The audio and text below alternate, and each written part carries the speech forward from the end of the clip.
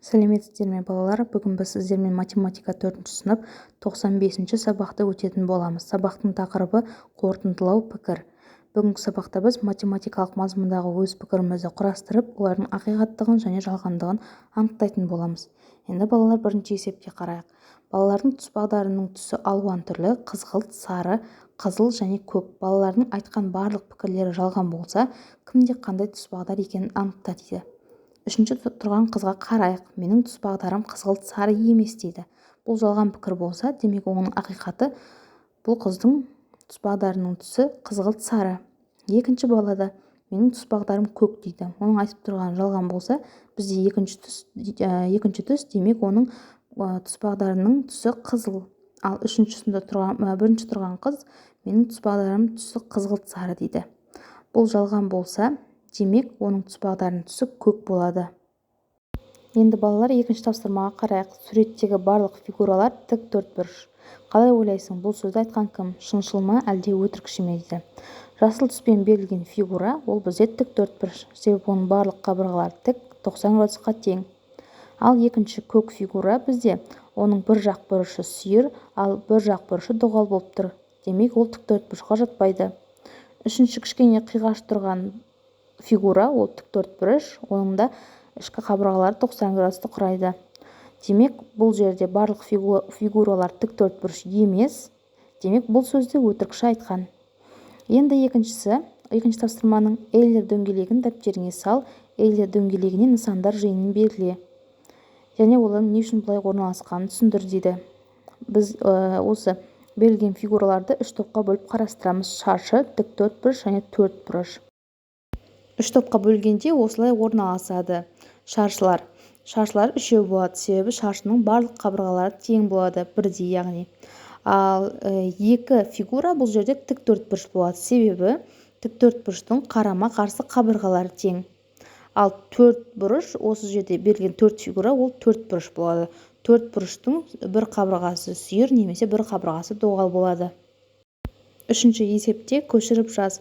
Жалғанды Ж, ақиқатты А пікірлерді анықта дейді. Енді біріншісін оқиық. Тұспағдар жол сілтеуші. Бұл дұрыс, яғни компас бізде жол сілтеуші. 10 саны 3-ке қалдықсыз бөлінеді дейді. Бұл дұрыс емес, жалған, себебі 10 саны 3-ке бөлгенде бір қалдық қалады. Құмырсқа илеуі ағаштың оңтүстік жағында орналасқан. Бұл ақиқат. Ағаштың солтүстік жағында мүк көп дейді. Бұл да ақиқат болады. Бізде қазір математика сабағы емес дейді. Жоқ, қазір бізде математика сабағы болып жатыр, демек ол жалған. Сендер 4-ші сынып оқушыларсыңдар дейді. Бұл дұрыс, ақиқат. Арқа қоржын туристің сөмкесі дейді. Бұл ақиқат. Күн батыстан шығады, жоқ, жалған. Күн шығыстан шығады. 4-ші тапсырма: сурет және мәтін бойынша ақиқат және жалған пікірлер құрастыр. Жұлдыздар бойынша бағдарлау. Темірқазық жұлдызы үнемі солтүстіктен көрінеді. Егер оған қарап тұратын болсаң, алдыңғы жағы солтүстік болады. Жеті қарақшының шеткі екі жұлдызы арқылы ойша түзу сызық жүргізіп, осыған жұлдыздардың ара қашықтығына тең 5 кесінді қой. Сонда 5-ші кесіндінің соңында темірқазық жұлдызы орналасады дейді. Енді өзіміз осы 3-4 жалған немесе ақиқат пікір құрастырайық. Біріншісі, темірқазық жұлдызы үнемі оңтүстіктен көрінеді дейді. Бұл жалған пікір, себебі темірқазық жұлдызы үнемі солтүстіктен көрінеді. Екінші, темірқазық жұлдызына қарасаң, алдыңғы жағың солтүстік болады. Бұл ақиқат. Және жеті қарақшының шеткі екі жұлдызы арқылы темірқазық жұлдызының орналасуын таба аламыз дейді. Бұл да ақиқат болады. 5-ші есепте сызба бойынша есеп құрастырып, оны шығар делінген. Автокөлікпен, яғни жеңіл машинамен бізге автобустың жылдамдықтары берілген, екеуі бірдей бағытта жолға шыққан. Бізге уақытты табу керек және ара қашықтығы 90 км. Шарты бойынша бізде В1 бұл автобустың жылдамдығы 70 км/сағат, В2 машинаның жылдамдығы бізде 100 км/сағат. С 90 км, Т-ны табу керек. Сонда шешуі: В қашықтау жылдамдығы В2-ден В1-ді азайтамыз. 100-ден 70-ті азайтқанда бізде 30 км/сағат болады. Т-ны табу үшін С-ті В қашықтауға бөлеміз. Сонда 90-ды 30-ға бөлсек 3 сағат. Яғни жауабы олардың ара қашықтығы 3 сағаттан кейін 90 км болады. 6-ші есепке қарайық. Әріптердің қандай мәнінде теңдік дұрыс болады дейді.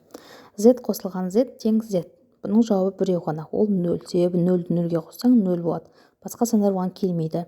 s көбейтілген s тең s дейді. Бұның жауабы екеу болуы мүмкін, себебі 0 және 1. Себебі 0-0 көбейтсек 0 болады, 1-ді 1-ге көбейтсек 1 болады, өзі шығады. Яғни енді d-ны 0-ге көбейтсек тең 0 дейді. Бұл жерде d кез келген сан болуы мүмкін, себебі кез келген сан 0-ге көбейтсек сол 0-ның өзі шығады. 1235 көбейтілген s тең s дейді. Бұл s 0 болады, себебі қандай да бір санды 0-ге көбейтсек 0-дің өзі шығады. 728 көбейтілген k тең k дейді. K бұл жерде 0-ге тең. Яғни 728-ді 0-ге көбейтсек, сол 0-дің өзі шығады. Келесі 987540 бөлінген f тең 987540 дейді. F бұл жерде 1-ге тең. Себебі кез келген санды 1-ге бөлсең, сол санның өзі шығады. Сонда 987540-ды 1-ге бөлсең, 987540 болады. n көбейтілген 458 тең 458 көбейтілген n. n бұл жерде кез келген сан, себебі көбейткіштердің орны ғана ауысқан. Одан кейін 123426 көбейтілген m тең 0 дейді. m бұл жерде 0-ге тең, себебі кез келген сан 0-ге көбейтсек 0-дің өзі шығады. 2 көбейтілген v тең v қосылған 4586 дейді. v бұл жерде 4586-ға тең, себебі 4586-ны 2-ге көбейтсең де немесе өз-өзіне қоссаң да сол санның яғни теңдік тура болады бізде. 7-ші есепте 4 папкада белгілі бір жердің планы жатыр. Олар облыс, қала, аудан және ауыл. Папкалардың сыртындағы жазбалар дұрыс, олардың әрқайсында қандай план жатыр дейді. Енді жасыл папкаға бірінші назар аударайық. Ауыл да емес, қала да емес, облыс та емес дейді. Өзі 4 жердің планы бар бізде. Облыс, қала, аудан, ауыл. Сонда бұл жерде ауыл да емес, қала да емес, облыс та емес. Демек бұл ауданның папкасы болады жасыл түсті. Екінші көк түсті, қала да емес, ауыл да емес. Бізге енді жасыл түсті папканың планын тауып қойды ғой, ауданшы. Сол себепті бұл облыстық болады. Одан кейін сары түсті папкада бізде қала да емес, аудан да емес дейді. Демек бұл жерде бізде облыс, аудан тауып қойғаннан кейін бұл жер ауылдың папкасы болады. Ауылдың планы жатыр демекші. Сонда бізде күлгін түсті берілген папкада қаланың планы жатыр. Енді 8-ші есепте v фигурасы туралы дұрыс пікірді таңда және оларды жаз дейді. Біріншісі v фигурасы дөңгелек емес дейді. Бұл дұрыс, ол шаршы. Одан кейін v фигурасы тіктөртбұрыш дейді. Бұл да дұрыс, яғни ол шаршы тіктөртбұрышқа да кіреді. Үшінші v фигурасы шаршы дейді. Бұл дұрыс пікір. Енді одан кейінгісі v фигурасы бізде s фигурасынан кіші дейді. Бұл дұрыс емес, себебі v фигурасы s фигурасынан үлкен екені көрініп тұр. Нақты өлшемдері берілмесе де. Одан кейін v фигурасы 5 бұрыш дейді. Дұрыс емес, бізде v фигурасы 4 бұрышты. Осымен балалар, бүгінгі біздің сабағымыз аяқталды. Видеом ұнаса міндетті түрде лайк басыңыздар және келесі сабақтарды жоғалтып алмас үшін каналыма жазылыңыздар. Менің каналымнан сіздер 4-ші сынып математика және 4-ші сынып қазақ тіл пәндерінің үй жұмыстарын көріп бірге орындай аласыздар.